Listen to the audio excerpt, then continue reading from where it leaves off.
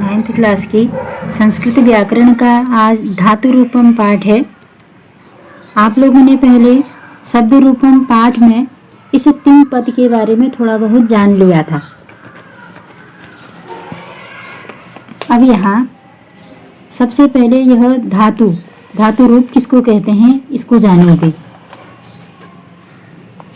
इसके लिए है कि धातु रूप किसे कहते हैं, तो सभी क्रियापदों में तिंग प्रत्यय लगने के कारण ये सभी पद तिङन्त पद कहलाते हैं।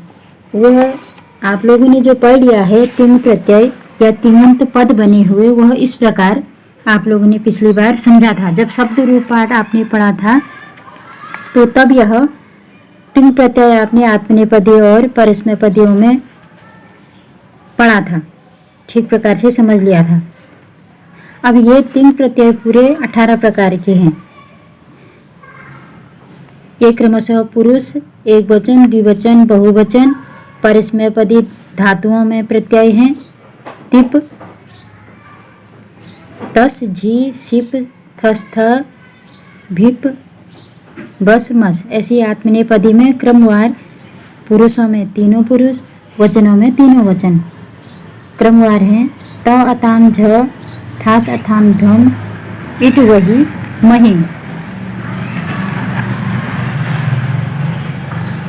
इन सभी क्रियापदों में तिंग प्रत्यय लगे होते हैं, इसलिए इन्हें तिङन्त पद भी कहते हैं। इनकी संज्ञा होती है, तिंग प्रत्यय के योग के कारण इन्हें तिङन्त संज्ञा भी कहते हैं।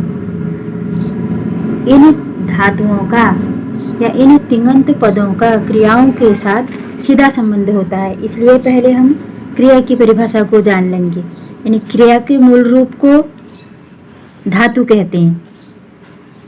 तो क्रिया का मूल रूप यह धातु हो गया। और धातु किसको कहते हैं, यहाँ परिभाषा लिखिए। सभी क्रियापदों में तिंग प्रत्यय लगने के कारण ये सभी पद तिङन्त पद कहलाते हैं। अब क्रिया है, यह क्रिया की परिभाषा। जिन शब्दों से किसी कार्य का होना पाया जाता है उसे क्रिया कहते हैं। अब इसके उदाहरण में हम देखेंगे। इसको हिंदी में अगर हम समझेंगे, पढ़ना उदाहरण के रूप में, और अगर इसको हम संस्कृत में देखते हैं तो पहले हम क्रिया का मूल रूप अर्थात धातु लेंगे, पठ धातु, और फिर उसमें तिंग प्रत्यय लगा देंगे। फिर हो जाएगा पठ धन तिंग प्रत्यय या टिप बराबर पठती। ऐसे ही लिखना, ये क्रिया रूप है। इसकी धातु लिख, ऐसे ही इसमें तिप प्रत्यय लगाया और उसके बाद लिखती।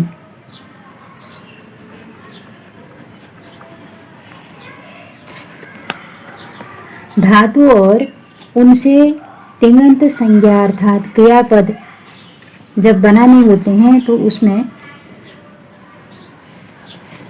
क्रिया के मूल रूप को धातु कहा जाता है। वास्तव में ये मूल क्रिया शब्द हैं। जब इन क्रिया शब्दों में लकार, पुरुष, वचन के अनुसार तिंग प्रत्यय लगा लिया जाता है तो उससे तिङन्त पद बन जाते हैं और तब इन्हें क्रियापद भी कह देते हैं। इन्हीं तिङन्त संज्ञाओं अर्थात क्रियापदों का हम संस्कृत भाषा के अंतर्गत प्रयोग करते हैं इस प्रकार से। लिख, पठ, लिखती, पठती। ये प्रत्यय, ये तिंग प्रत्यय यानी 18 प्रकार के होते हैं। यह पिछले पाठ में भी समझा था। इनको संस्कृत भाषा में प्रयोग करने के लिए क्रिया के भेदों को समझना आवश्यक है। तो क्रिया के मुख्य भेद हैं 2।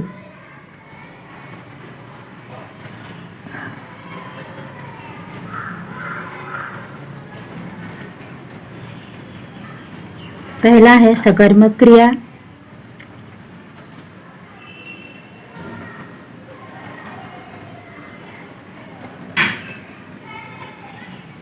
और दूसरा है अकर्मक क्रिया।